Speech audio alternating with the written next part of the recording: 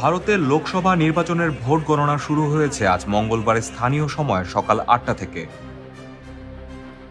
ক্ষমতাসীন নরেন্দ্র মোদীর জোটের জন্য সবচেয়ে বড় ধাক্কা হিসেবে এসেছে উত্তরপ্রদেশ রাজ্যের প্রাথমিক ফল। ভারতীয় গণমাধ্যম এনডিটিভি এই তথ্য জানিয়েছে।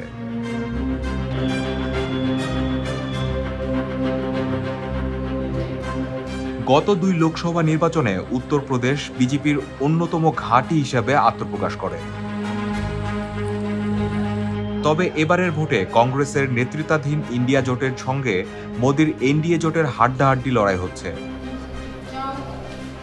মূলত সমাজবাদী পার্টি ও কংগ্রেসকে নিয়ে গঠিত ইন্ডিয়া জোট সামান্য ব্যবধানে এনডিএ থেকে এগিয়ে আছে, যা বিশ্লেষকদের বিস্মিত করছে।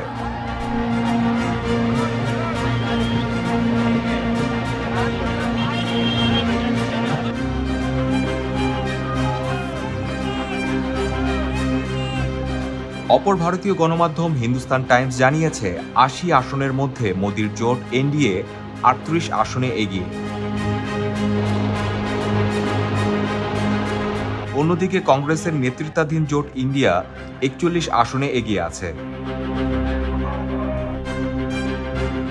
২০১৯ সালের নির্বাচনে বিজেপির এনডিএ জোট এই রাজ্যের ৮০ আসনের মধ্যে ৬২ আসনে জয়ী হয়। সে সময় বিজেপির সঙ্গে ছিল বিএসপি বা বহুজন সমাজ পার্টি এবং সমাজবাদী পার্টি। এই দুই দল যথাক্রমে ১০ ও ৫ আসন পেয়েছিল সেবার।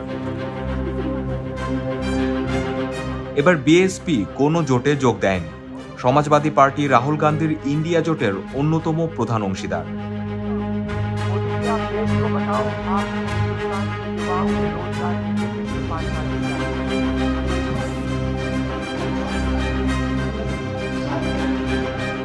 উত্তরপ্রদেশে অখিলেশ যাদবের নেতৃত্বাধীন সমাজবাদী পার্টি ৬২ আসনে এবং কংগ্রেস ১৭ আসনে লড়ছে। এনডিটিভিকে কংগ্রেসের মুখপাত্র সুপ্রিয়া শ্রীনাথ জানান, তারা খুবই আনন্দিত, কারণ উত্তরপ্রদেশ অত্যন্ত কড়া বার্তা দিয়েছে।